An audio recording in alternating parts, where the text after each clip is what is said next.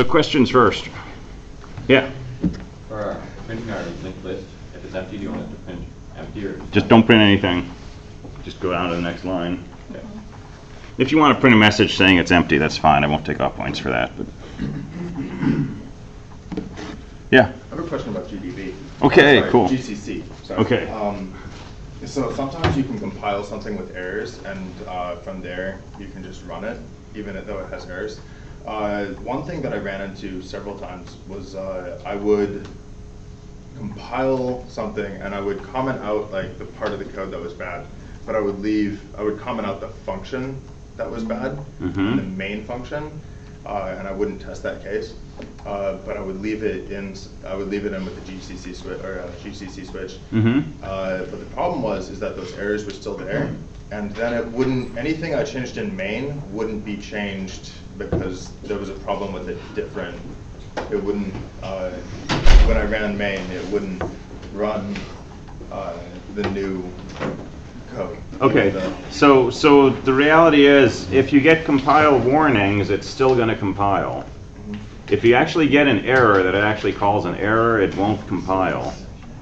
So if you're trying to build your main program and you're getting an error, it's not rebuilding the main program. Or if you try to GCC-C something that's got an error, it's not rebuilding the .o. So it can look funny, but the underlying reality is it's not actually compiling all the way to an output if there's an error. If there's a warning, it'll go ahead and compile, and you can run at your own risk. And so if you comment out a function when you try to build the main program, if it's calling that function, it'll give you it's at compile time, but it's an error that has like an LD and a 0x64 and some other weird stuff. And it's probably because an object isn't getting recompiled.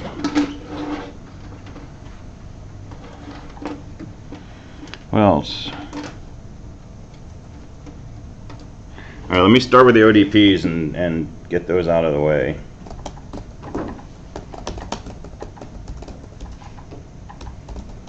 What are we up to? Right now it's 206. 206 is the one we just did, right? Yeah. Okay, so 206 was the, what was it? It was a new node function. Any problems with that? I haven't looked at the grades, but I didn't get a whole lot of questions on it. So there's a new node function, right? So take an integer data, call malloc, blazingly ignore the possibility that redval might be null, and just go ahead and set the data to the data, set the next to null, and return redval. So that'll assess fine. Super life critical code, make sure you check the return value from malloc and make sure it's not null. Otherwise, this will seg fault. But I knew it wasn't going to seg fault, so I didn't check that. All right, so 207, your last ODP of the week. So here we're actually building a little bit of a linked list using this new type of structure that actually has a pointer to a node in memory. So your function is called link. It takes two nodes and it basically links them together. So the whole operation is that first node set its next field to point to the second node. So if you call link,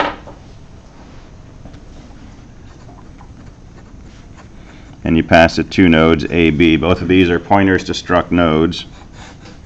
So here's node A, here's node B.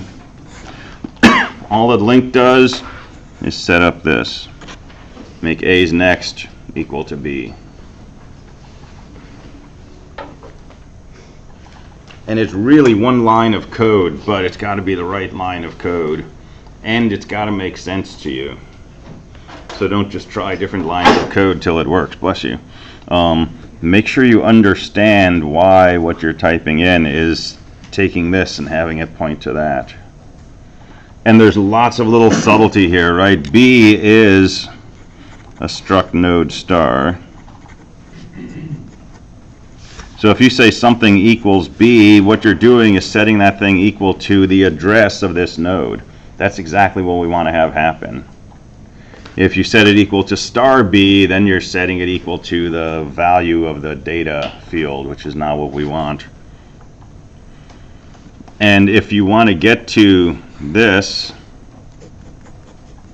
right? Star A is the actual node, dot next is the actual field, and our nicer form of writing that is just A arrow next. So that actually represents this block, this field in node A.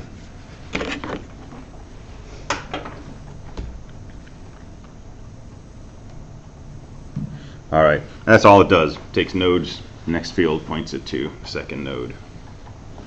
But it's effectively building up a little linked list. You're taking two nodes and you're saying put them together into a little list of two nodes. I will not give you an ODP tomorrow morning, so I'll take a break till Tuesday. All right, questions about this? Okay.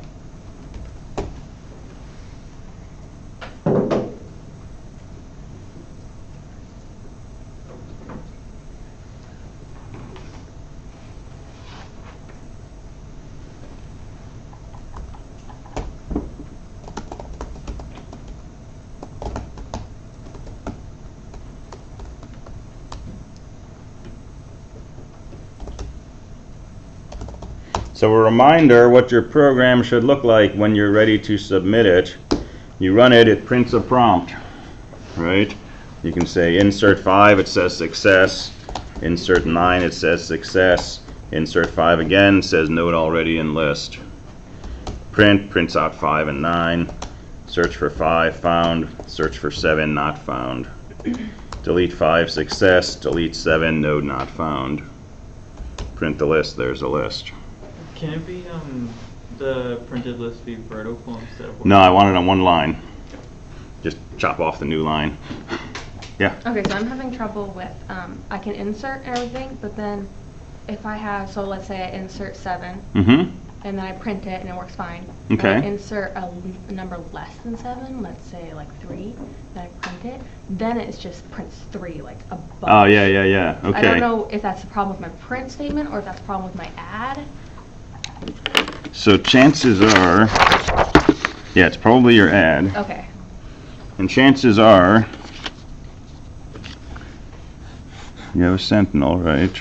Right. And what was the first thing you said you inserted? Like 7. 7, okay. So that's your original list. Right. And is it just printing a 3 or is it printing a 7 and then a bunch of 3s? Ooh, I didn't check that. Oh, So no. check that. Okay. But chances are, here's what's happening.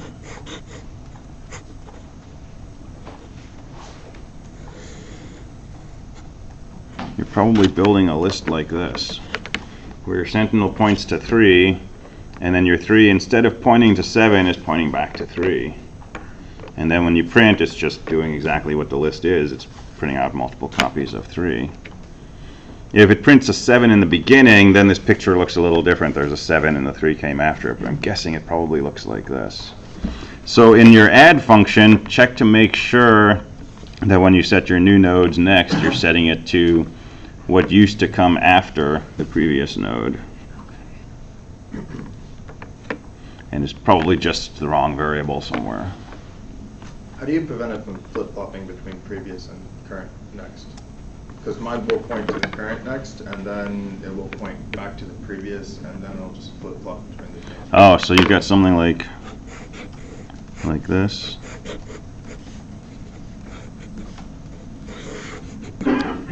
Like that. Interesting. Again, it's probably just the wrong variable you're assigning when you set up this thing's next. But you should never be changing the, if you're inserting before current, you should never be changing current next, I don't think.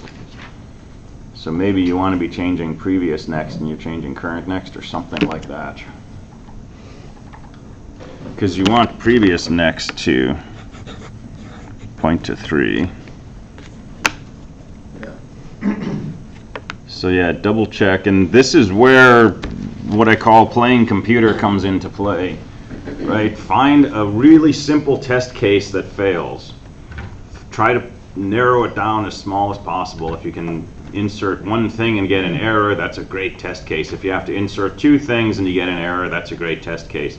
If you have to insert 15 things and delete 3 and insert 2 more, that's a pain. So try to find a simple test case that fails, that makes your program misbehave, and then get a big clean sheet of paper or whiteboard, pretend you're a computer and you're following the code. And forget about what you think the code does. Just look at each statement and do exactly what that statement says, not what your intent is. If it says previous equals previous plus 1, take the current value of previous. If it's 5, put a line through it, write down a 6. Okay, and you gotta ignore what you're trying to do, because it's like proofreading, right? If you know that you wanted to say this and you read it and you think that this is what it says, you're not actually proofreading. So you're proofreading your code basically. But you gotta say, I'm the computer, here's what the C statement does, how does that affect these variables? And work your way through your code, and you should get to the same behavior that your program is doing. If you can't replicate that behavior while you're doing this on a whiteboard, then either you're not actually seeing the code, you're seeing your intent instead, or there's something that you're not quite understanding correctly, like you don't understand exactly what, well, like what an arrow does if you're using arrows or stuff like that. I don't know what it would be for this, but one way or another there's some sort of disconnect. But chances are, if you do that dutifully, you will get to a point where you find yourself, right, just repeatedly printing the same thing over, or you're missing a number or something like that. And that's basically what GDB will help you do, but sometimes it's more useful to do it yourself on paper until you get to where the error is. Then you got to go back and you got to logically say, okay, why did this happen? How did I get here? Where was the misstep? And now you go through with your algorithm and you say, okay, well, I wanted to start at the Sentinel. Yeah, I did that. And then I wanted to move to the first data node, but I didn't do that. And so when I printed out the current node's value, I printed the Sentinel's value. Okay, there's my problem, or whatever the issue may be. And that's debugging. It's an art form in itself. It's a kind of separate discipline, but you have to know how to program to debug. But you also got to know how to debug to be a better programmer.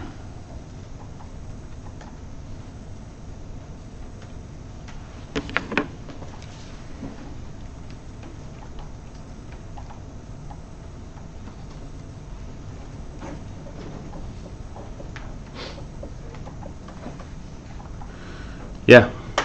So honestly, I have like no idea what mine is doing. Okay. So when my add function, like I insert the stuff and I go to print, it'll only print the Sentinel node. I put a value in there just to kind of test it, and it just prints that.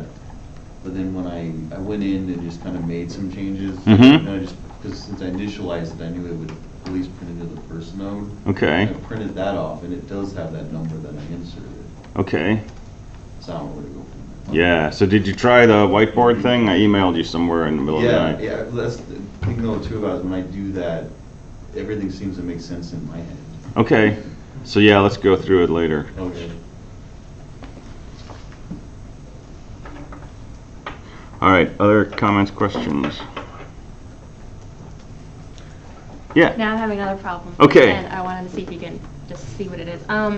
So I fixed it. Now it's not looping Okay. continuously, so that's nice. Cool. But now when I insert like the number 7, and it says successful, and then I insert the number 5, successful. Then when I print it, it only prints the number 5. Now it only prints the second one. So insert 3 things, see if it prints 2 of them or just 1. So another part of debugging is doing test cases. So you find a problem, it's not working perfectly, right? So now you start hitting it with different test cases and try to narrow down exactly the nature of the problem as much as you can without going into your code. And this is a whole nother form of recreation.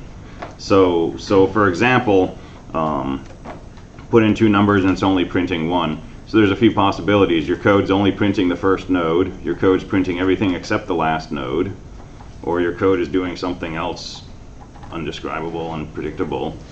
So try making a list of 5 things. Does it print 4? If it does, now you got a really good idea where the issue is. It's not printing the last thing in the list, and that's probably the terminating condition on the loop in your print. If it's always printing the first thing, then your terminating condition is too stringent and it's cutting out right away. It doesn't look like either of those. No, it's printing, Liz, Okay. I think you're right. It's only printing it's not printing the first one, but it's printing the last. Oh, okay. So, So if it's not printing the first one, what's the general conclusion? Anybody? We do team programming here. If it's printing your list, but it's not printing the first node, what would you say is generally the problem? Yeah, the starting condition is instead of starting at the node right after the sentinel, it's somehow skipping forward one more. Or you're always printing the node after the current node, or something like that.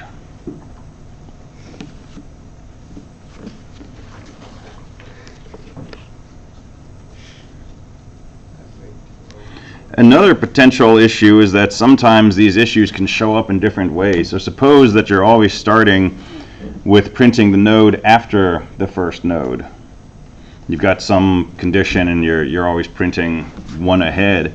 Well, if you run that print code on an empty list, you may get a seg fault because there is no node after the first node. There's no first node to move after.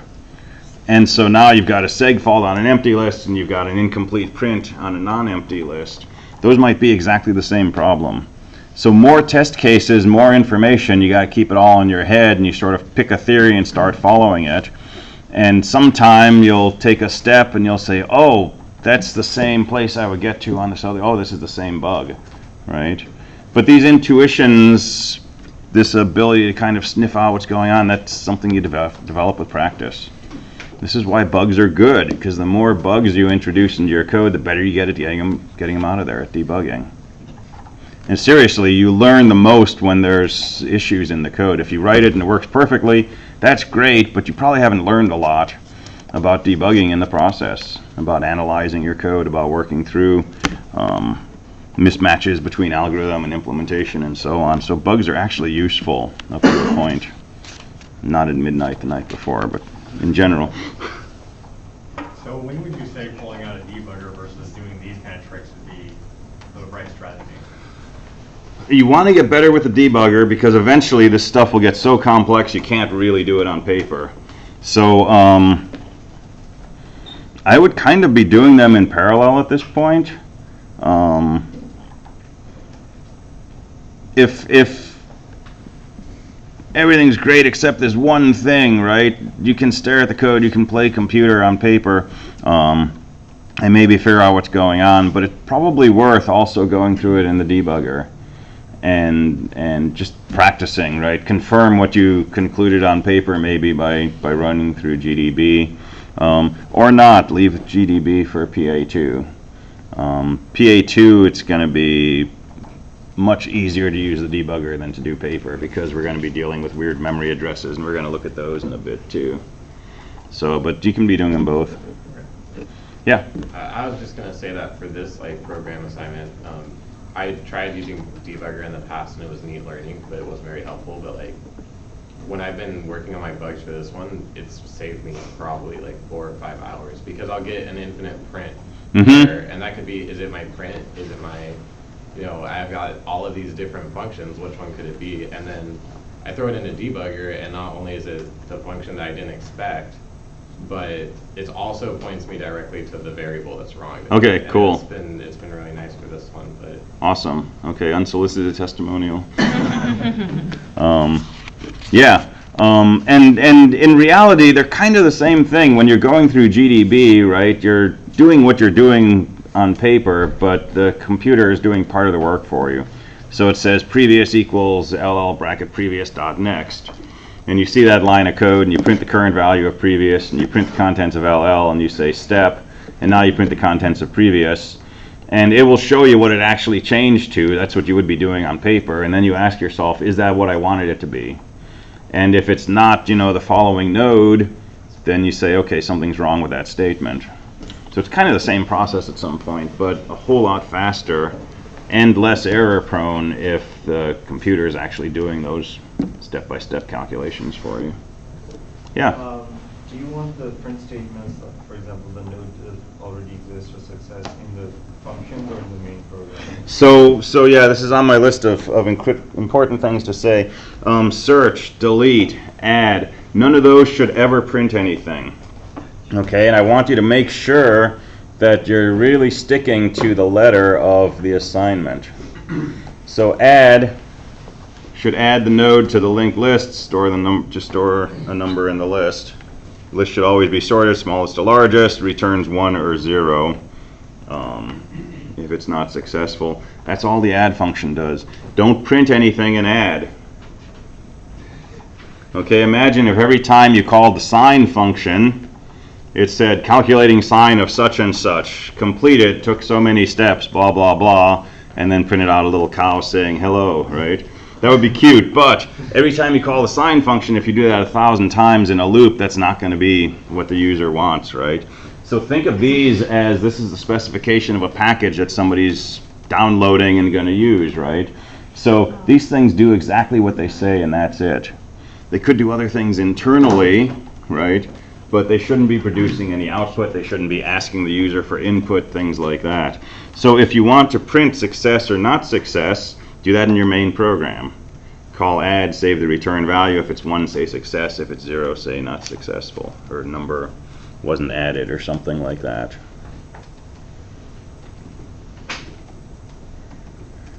And along those lines, the main program should initialize a linked list and then print out a prompt, which is a greater than sign, and wait for the user to type in a command, and then process the command. So I would prefer you do not print out a welcome screen, do not print out a list of instructions, don't print out, a clear screen or a sleep or anything like that. When you run the program, all it should print is a greater than sign and then wait. User types in a command, I space 5, hits enter, and it's going to say either success, node already in list, or out of space.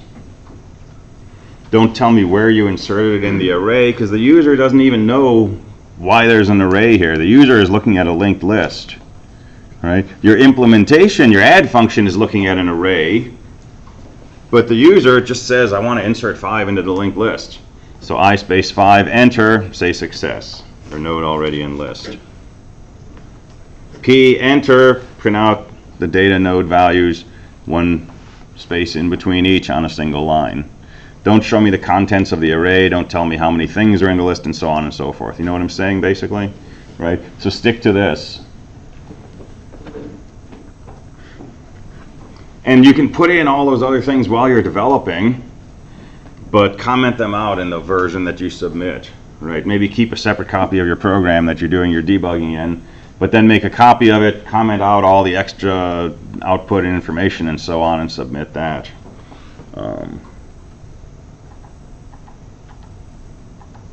And the only time you print out the list of commands is if the user types something you don't recognize.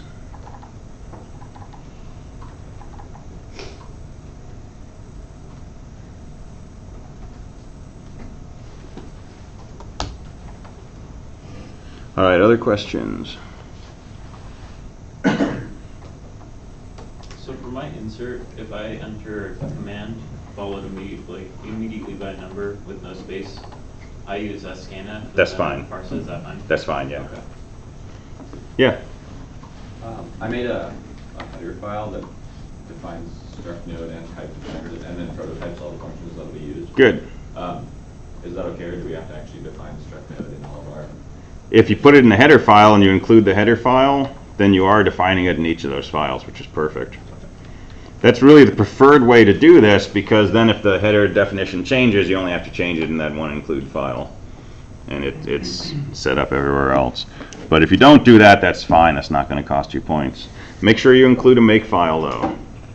Okay, so I can say make, enter, and it'll build your program for you, for me.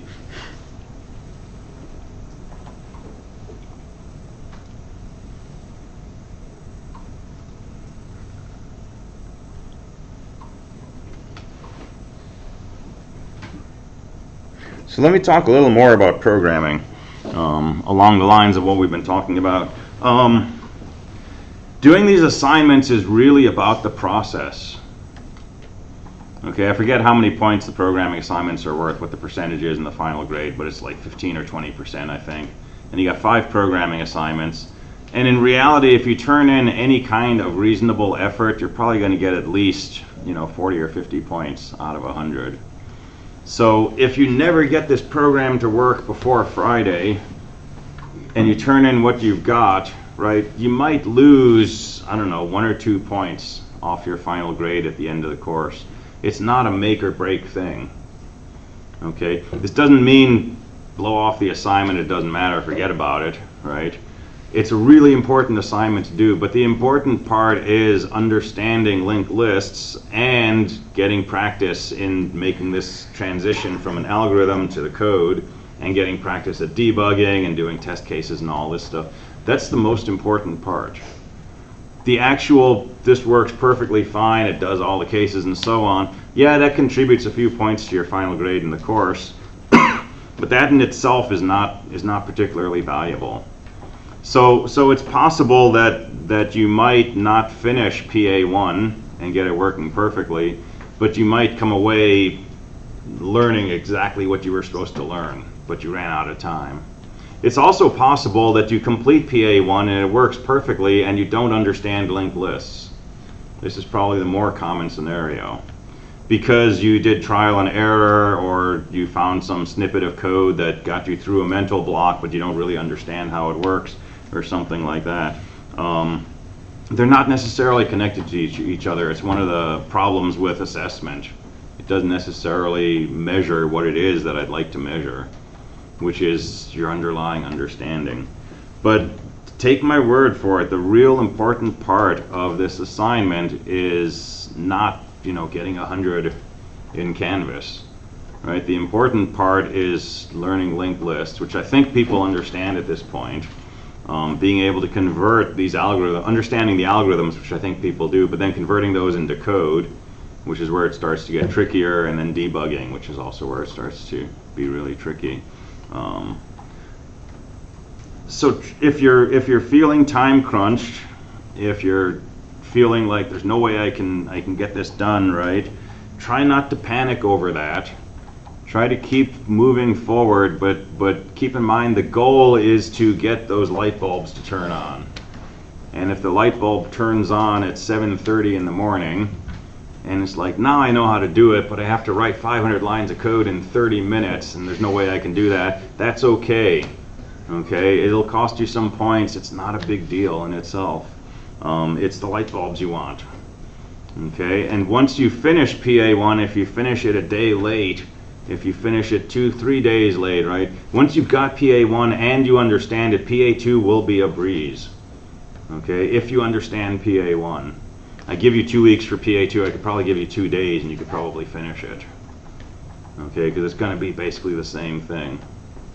And then PA3 will be its own thing. But by then, things will be much more comfortable.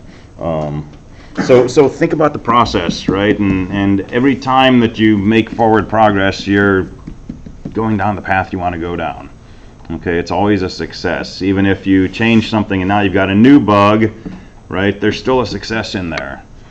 The trick is to keep going forward and to understand where those bugs are coming from. In the end, you want the bugs to go away, but that's also not the goal.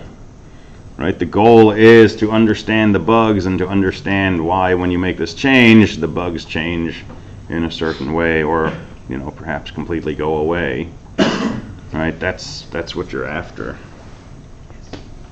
So from the questions I've been getting from people, I'm going to say there's sort of 3 categories of issues that people are running into with things. Typically it's the add function that's giving the most challenge. There's sort of 3 pieces that encompass most of the challenge. So I'm going to say there's initialization, there's looping, and there's edges. Okay, initialization is the question of how do I start this whole process. So we want to add something to a linked list. And we know the basic algorithm is going to be we have a previous and a current, which you're going to be sick of hearing for before long. You probably already are. I'm sick of saying it. You're going to have a previous and a current, and you're going to move down the list, and you're looking for a spot where the current node is bigger than your data value that you're inserting. Okay, that's the basic algorithm. So how do you start that whole thing off? And with this, starting off is critical because you're always going to begin with an empty list. And if you don't know how to start this off with an empty list, you can't insert anything, and it looks like your add function just isn't working. But it may just be it doesn't work on an empty list. So how do we begin this? Well, I keep saying like previous node should be 0, right? Or should be the header, which is 0, because that's the sentinel. And your current node should be the thing that that points to. So LL bracket 0 dot next. But if you do something different, if you start off with previous equals LL bracket 0 dot next, and current is LL bracket previous dot next, right, then you're starting one node too far. Or if you start off with current equals 0, then you're starting with the sentinel node. You're not going far enough in your list.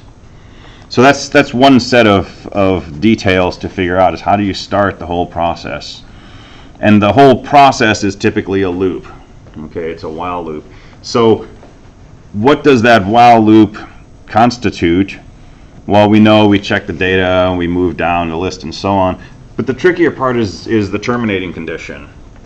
Right, so while what? While the number's bigger than the thing we're inserting, while current is not null, while previous is not null, while current dot next is not null, while previous dot next is not null. There's all these different possibilities, right? And chances are, if you try all of them, you may get something that works better. But try to think about it with your pictures or GDB or whatever. So what is current? Well, I'm using current for the node whose value I'm comparing to what I'm inserting, and I'm using previous for the node that comes before it. But you might be doing something different. You could do current and next if you wanted, and you could see if the next node's data value is bigger than the thing I'm inserting. There's a lot of different ways you can do it. However you are doing it, make sure that you understand the meaning of your variables. So for me, current is the node that I am currently checking to see if I should insert before that node. So I'm checking this node's data value to see if I should insert right here. If you're doing something different, that's fine, but be crystal clear what it is that current, previous, next, header, sentinel, first, last, whatever, what those things mean in your code. And then use that to construct the condition in your while loop.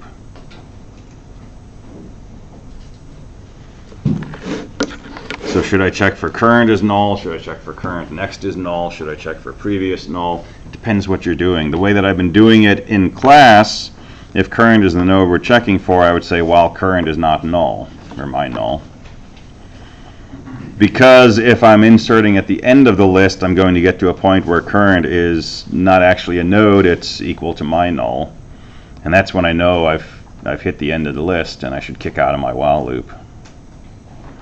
And then the last thing is the edge case, which is typically you're doing something inside your while loop and you return because you're done. You found your node, you deleted your node, you added your node. But if you get all the way through your while loop and you haven't exited, what should you do? Well, if it's a search function, you should just return a 0. If it's a delete function, you should return whatever says I wasn't able to delete. If it's an add function, you should add to the end of the list. So so that's the third set of things that you need to analyze and think about. Is there's some edge case if you come out of the loop and we didn't return, what should we do there? And should I set current equal to my data? Should I set previous? Should I set previous next? Draw your pictures. Try a simple case. Start with a list with, say, 2 things in it. Add something bigger than everything. And go through your loop, see where previous and current, what those values are when you come out of the while loop. And that'll give you a hint. And then see if that makes sense with previous and current. So in my mind, current's the new node, but previous is the node right before it. So I can also think when I get to the point where I want to insert, I'm inserting after previous. And I'm inserting before current, but if current is this flag called myNull, I can't insert before myNull, but I can still insert after previous. So that's going to tell me, okay, set previous next equal to my new node.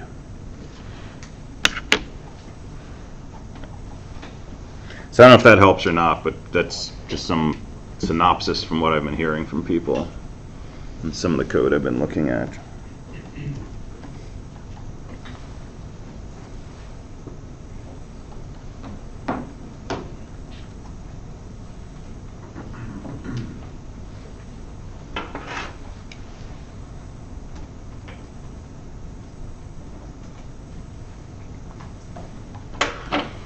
All right, well, I was going to go through some GDB for PA2, but let me talk about main instead, because I'm still getting some issues with main. Let me just talk about processing input.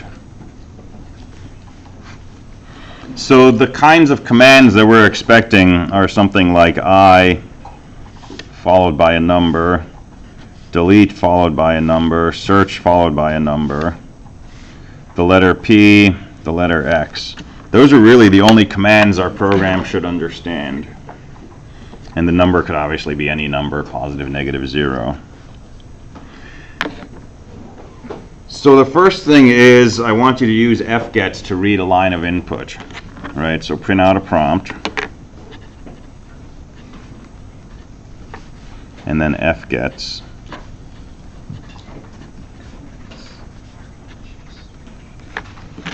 Input, however big input is, so I'm going to imagine that I made input 80 characters. So I can say fgets input, comma 80, comma standard in. And the reason we're doing this is because we want to read in the user's input before we start trying to see, is it an insert, a delete, a search, is it a syntax error. We want to break this into two pieces. The first piece is reading the input. The second piece is interpreting the input. And if you use scanf instead of fgets and scanf, you're doing both of those at the same time, and it's going to get you into trouble. So first read the input. That puts it in a string. Now we can do whatever we want with that string. We can run 1,000 different C statements on this character array called input, and this is always the same piece of input. So we can say, is it this, is it this, is it that, and so on. Right? So do an fgets first to read it. Okay, so two types of things we want to check. We might want to say, is this the letter I followed by a number? Okay, that's what scanf does. So we can say scanf, the character array, and then the pattern we're looking for. If we want to know, is this an I followed by a number, your pattern is I followed by %d.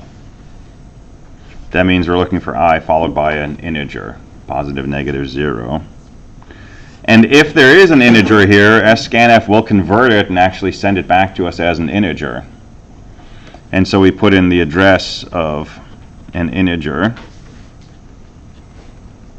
So maybe value is declared to be an int. So we pass its address to scanf. If this is an I25, this will set value equal to 25. If it's I negative 2, this will set value equal to -2. But if it's not I followed by an integer, if it's not an I in the beginning, or if it's I ha ha, or if it's just I, it won't change the value of this variable. And so we need to know, did it actually load an integer into value or not? So we check the return value from scanf, and we make sure it's a 1. And that's the only way you can know if this conversion took place. You can't just see if value is 0, because if they say I0, value is going to be 0. You can't see if value is -999, because if they say I -999, that's what value will be. So the only way to know if they actually typed in I followed by an integer, check the return value from scanf. If it's equal to 1, this was I and an integer, and the value of the integer is here.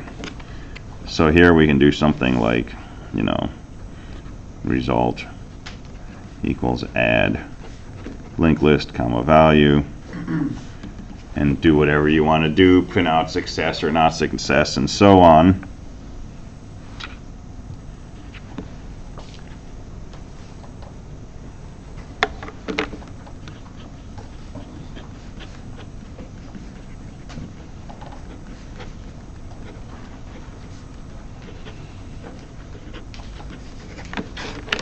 Otherwise, maybe they typed in this.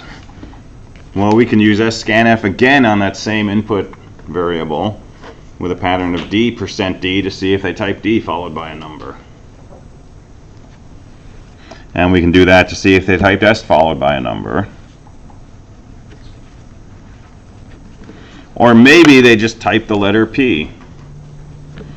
Well, we don't need to use scanf to see if the input was the letter p.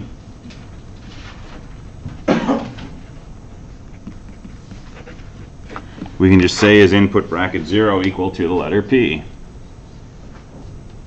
Now this will also accept if they say print. That's okay. I said I'm not worried about that. We could use string compare if we wanted to make sure it was the letter p, but we got to remember that fgets adds a new line at the end and stuff like that. But the easiest way is just see if character 0 is a p. And if it is, call your print routine.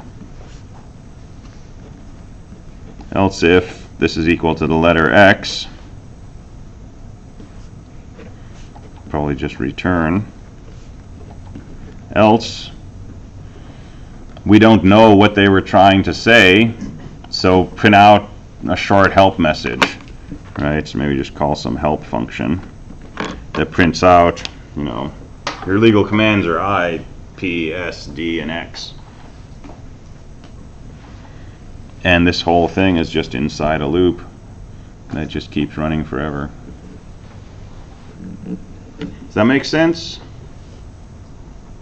So this is like 224-ish stuff, right? So if you didn't take 224, this is potentially new to you. But the basic theme is one, doing fgets separately from trying to parse the input. Parse meaning interpret it. So fgets just reads everything up to where they hit enter, puts it into this variable input, and then do some things to try to interpret it. If you're looking for things like integers, use scanf. If you're just looking for a character in the beginning, you can just use bracket 0 to say the first character and just compare it to what you're looking for. And in general, you never need to do something like this.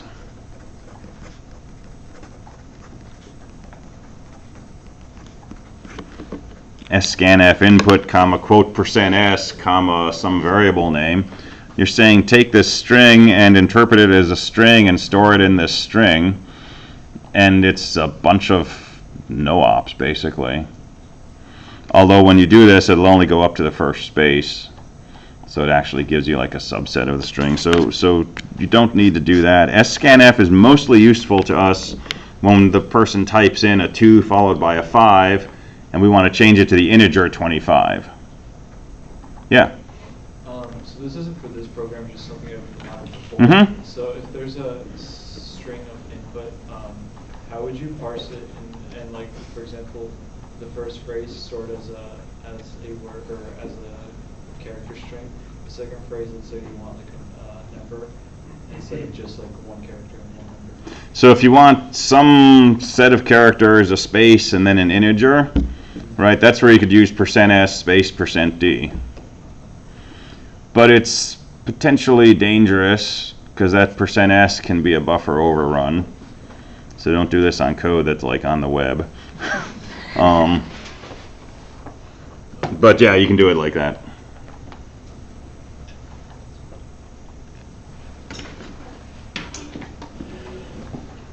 All right, well, so tomorrow we'll go through PA2. I'm not going to go through the code for PA1 until next week, in case somebody decides they're going to turn it in late. Hopefully you don't turn it in late. But so we'll go through PA2 tomorrow, and then we'll start looking at some linked lists in memory with GDB. and sort of see how those get laid out, and we'll also play around with some C syntax using GDB. So we'll do that tomorrow.